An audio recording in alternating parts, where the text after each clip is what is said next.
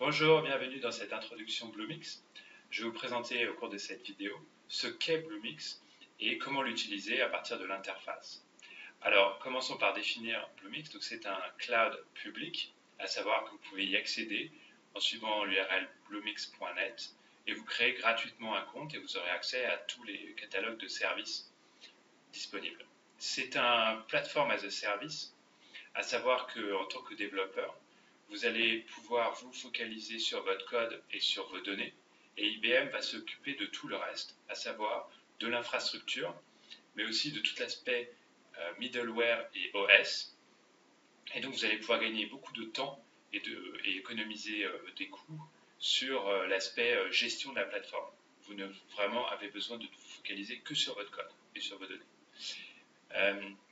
Bluemix repose sur un Open Standard Cloud Foundry, qui est une technologie très largement utilisée aujourd'hui et qui va vous permettre, en tant que développeur, de reposer sur une solution qui ne vous lock pas en termes de technologie, à savoir que vous allez pouvoir porter votre application très facilement. En plus de ça, vous allez bénéficier d'une très large communauté avec accès à beaucoup d'informations, de documentation, de tutoriaux, et donc c'est pour vous un gain très important de pouvoir reposer sur cette technologie open source.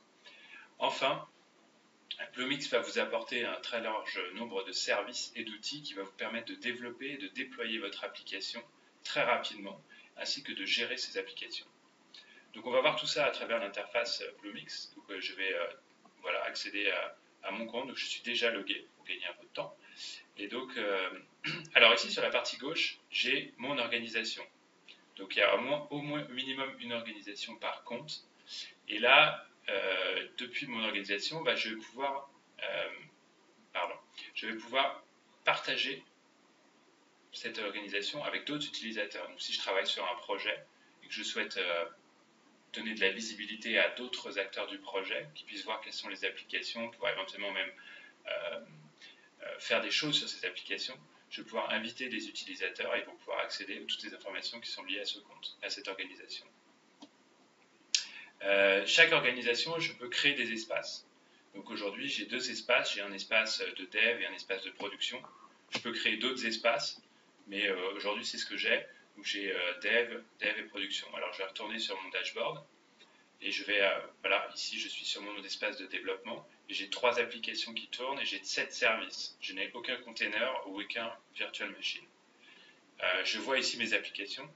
Donc j'ai ici une application d'Internet of Things, qui est une application Node avec une base de données Cloudant, donc c'est considéré comme un service Cloudant. J'ai une application mobile, Bluelist, avec différents services mobiles, entre autres un service de push. Et puis j'ai un service de chat, qui est une application Node avec un service Redis associé à cette application. Alors on peut jeter un œil sur cette application de chat. Donc j'ai ici l'URL sur laquelle je peux accéder à mon service de chat. J'ai les informations sur mon runtime, donc j'ai 2 instances qui tournent, avec chacune 256 mégas de mémoire allouée à chacune de ces instances.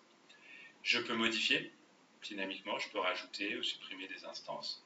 Et je peux accéder à toutes les informations historiques de ce qui s'est passé sur cette application. Donc j'ai ici tous les arrêts et les started actions qui se sont passés sur mes différentes instances de cette application. Et puis je peux rajouter des nouveaux services. Donc si je veux par exemple rajouter un service d'auto-scaling ou si je veux rajouter plus de services liés à mon application de chat, la rendre mobile, etc. Et je vais pouvoir rajouter différents services juste depuis cette interface. Dans une autre vidéo, je vous montrerai comment utiliser le AdGit, qui est en fait un outil DevOps et qui vous permet d'accéder au Jazz Hub d'IBM.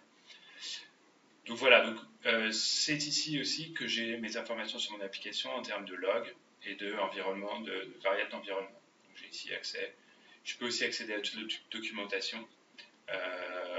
Dans le starting code, je vais accéder à comment télécharger mon command line Cloud Foundry et éventuellement télécharger le source code pour commencer à développer depuis quelque chose. Alors, ensuite j'ai l'aspect catalogue. Alors ce catalogue, c'est là où vous avez accès à tous les services offerts par Bluemix, que ce soit des services IBM ou que ce soit des services fournis par des tiers, des partenaires d'IBM. Donc, alors ici, c'est organisé sous forme de catégories. Donc en termes de catégories, on a Watson, les API Watson, on a les services mobiles, on a les services DevOps, les services mobiles et applications, les services d'intégration, donc ça c'est très important. IBM vous fournit tout un ensemble de services qui vous permettent d'intégrer facilement différents clouds ensemble. Donc par exemple, si vous avez une base de données dans votre data center ou dans un data center tiers, on vous fournit les outils pour, de façon très sécure, intégrer ces différents assets qui existent déjà dans d'autres clouds. Donc ça vous permet de construire un cloud hybride. Data management, donc tout ce qui est base de données, SQL, NoSQL, Big Data avec le Big Insight IBM, des services de sécurité que vous pouvez intégrer dans vos applications, des outils Business Analytics tels que Cognos ou SPSS, et des services Internet of Things. Donc on a tout un ensemble de catégories de services, et puis on peut ensuite explorer ces services ici. Donc alors, je commence avec les boilerplates. Donc tout ça, c'est des sortes de starter guides qui vous permettent d'aller plus vite. Par exemple, si je veux développer une application mobile, plutôt que d'aller chercher un runtime et puis dans les différents services qu'il me faut, je peux commencer tout de suite depuis ce starter guide, ce starter kit, pardon, où j'ai déjà un runtime et différents services associés à ce runtime. Donc je vais pouvoir créer ça très facilement et très rapidement ici, en lui donnant un nom à mon application. Automatiquement, le host va être populé avec le même nom que l'application. Et puis, je choisis le type de plan que je souhaite. Donc, est-ce que je veux un plan default, éventuellement, je peux avoir des plans entreprise, etc. Et create, et ça va créer directement tout ce runtime et ces différents services associés. Alors, je vais retourner dans le catalogue. Donc, ça, c'est ce qu'on appelle les boilerplates ou les starter kits. Ensuite, j'ai des runtime. Alors, vous voyez, j'ai quasiment tous les langages qui sont supportés. Je peux développer dans n'importe quel type de langage. Et je peux éventuellement, si ce n'est pas dans la liste ici, créer et apporter mon propre build pack. Donc ça, c'est un des avantages de travailler sur de l'open source Cloud Foundry, c'est que vous allez pouvoir bénéficier de la communauté Cloud Foundry. Donc si je clique ici, je vais pouvoir aller choisir des build packs qui sont fournis par la communauté. Alors je continue à explorer le catalogue. Donc ici, c'est les API Watson. Donc chacune des API est ici fournie avec la documentation. Donc sur chaque service, je vais pouvoir accéder à la documentation. Et toujours pareil, je donne un nom à mon application ou alors je le lie à une application existante. Par exemple, ici, je pourrais le lier à mon Internet of Things et créer ce service, ce nouveau service. Et donc tout ça est bien documenté avec l'ensemble des informations liées aux API, comment l'utiliser, comment l'intégrer dans vos applications.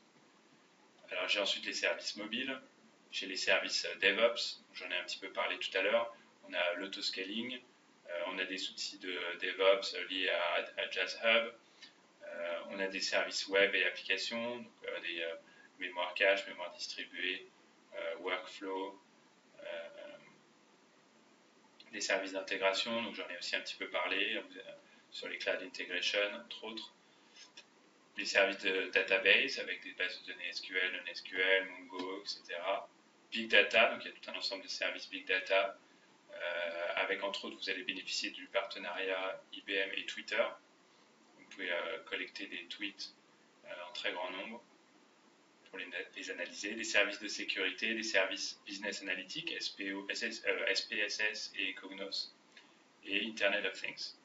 Donc un très large catalogue de services qui s'accroît de jour en jour, et donc je vous invite à rester connecté et à suivre les évolutions, puisqu'il y a un effort important de la part d'IBM pour rendre ce catalogue de plus en plus riche, en exposant des services IBM, mais aussi en exposant des services de tiers, bien de partenariat. Pricing, donc ici vous allez pouvoir estimer le coût de votre application, donc c'est très très simple. Alors je vais pouvoir choisir le nombre d'instances, par exemple si je veux une application Java, rentrer le nombre d'instances Java avec la mémoire associée à chacune de ces instances et estimer le coût de mon application. Sachant que dans cette estimation, le système automatiquement inclut le quota gratuit qui est lié à chaque compte. Donc quand vous créez un compte et vous rentrez vos coordonnées bancaires, vous bénéficiez d'un quota gratuit. Donc à chaque fois que je vais estimer mon coût d'application, le quota gratuit va être pris en compte dans le calcul. Donc voilà, et donc j'ai tous les services et tous les runtime qui sont ici disponibles et que je peux estimer le coût de l'utilisation en rentrant les données que j'estime pour mon application. Alors ensuite, il y a l'aspect documentation, donc je l'ai un petit peu mentionné, donc tous les services disponibles sont bien documentés, et donc je vais pouvoir y accéder ici. Alors j'ai des différents chapitres sur Bluemix, ensuite comment créer une application mobile, comment créer une application web, services, et donc c'est là où vous avez chacun des services qui sont documentés, donc par exemple les API Watson ici, et je vais avoir l'information sur toute l'API, donc des démos, accès à des tutoriaux, et comment commencer avec les API. Et donc j'ai accès à de la documentation pour chacun des services évidemment. Et puis j'ai aussi accès à la communauté. Ça c'est un aspect très important. Accès à la communauté, vous allez pouvoir poser vos questions si vous avez des questions, obtenir du support via cette communauté, vous avez accès au blog, vous avez accès au forum, et puis aux informations de support. Donc si par exemple vous vous étonnez qu'un service ne fonctionne pas dans votre cas, vous pouvez vous poser la question de savoir si éventuellement c'est parce que le service n'est pas disponible, et donc vous pouvez voir quels sont les problèmes qui sont éventuellement courants et connus sur la plateforme. Alors je vais retourner sur mon dashboard ici, juste pour terminer, sur les différentes fonctionnalités. La région, qui a aujourd'hui 2 data centers, un aux États-Unis et un en Europe, et donc vous pouvez switcher de l'un à l'autre en fonction de votre besoin.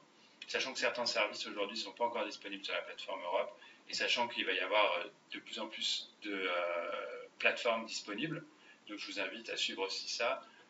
Il y a un effort important qui est mené pour augmenter le nombre de data centers et de pays pour le data center.